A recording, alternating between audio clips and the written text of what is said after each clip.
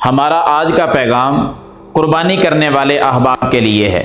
متوجہ ہوں، صحیح مسلم کے اندر ایک حدیث ہے، سیدہ ام سلمہ رضی اللہ تعالی عنہا وہ بیان فرماتی ہیں کہ اللہ کے رسول صلی اللہ علیہ وسلم نے فرمایا، اذا دخل العشر، جب ماہ ذو الحج کا چاند طلوع ہو جائے، پہلا عشرہ اس کا شروع ہو جائے، اس وقت قربانی کرنے والے احباب، آپ علیہ السلام نے فرمایا وَعِندَهُ اُضْحِیَّۃٌ، اس بندے کے پاس قربانی ہے اور وہ قربانی کرنے کا ارادہ بھی رکھتا ہے، اس کے لیے دو حکم ہیں۔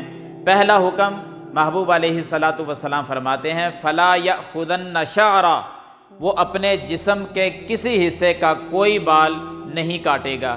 دوسرا حکم نبی علیہ الصلاۃ والسلام نے فرمایا وَلَا يَقْلَمَنَّ ظُفُرًا، اور وہ اپنے ناخن بھی نہیں تراشے گا۔ جیسے ہی اس مہینے کا ذو الحجہ کا چاند طلوع ہو جائے، اس وقت ناخن بھی نہیں تراشنے اور جسم کے کسی حصے کا کوئی بال وہ بھی نہیں کاٹنا۔ کب تک نہیں کاٹنا؟ جب تک قربانی کا جانور ذبح نہیں کر لیا جاتا۔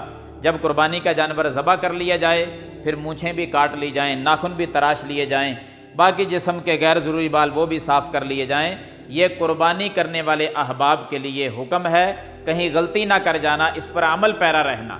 اور ساتھ ساتھ آسانی کے لیے یہ بھی میں واضح کر دوں کہ جیسے ہی ذو الحجہ کا چاند طلوع ہونا ہے، اس سے پہلے ہم اپنی حجامت بنوا لیں، 2-3 دن باقی ہیں، اس سے پہلے ناخن بھی تراش لیں، اپنی مونچھیں ان کو باریک کر لیں، کوئی بال سر کے کاٹنے والے ہیں ان کی سیٹنگ اچھی کر لیں، تاکہ اگلے 10 دن ہم آسانی کے ساتھ گزار سکیں۔ احباب جو قربانی کرنے والے ہیں وہ اس کا خاص خیال رکھیں تاکہ کہیں غلطی نہ کر جائیں اور ہم گناہگار ہو جائیں گے۔ پھر اللہ تعالیٰ عمل کرنے کی توفیق عطا فرمائے۔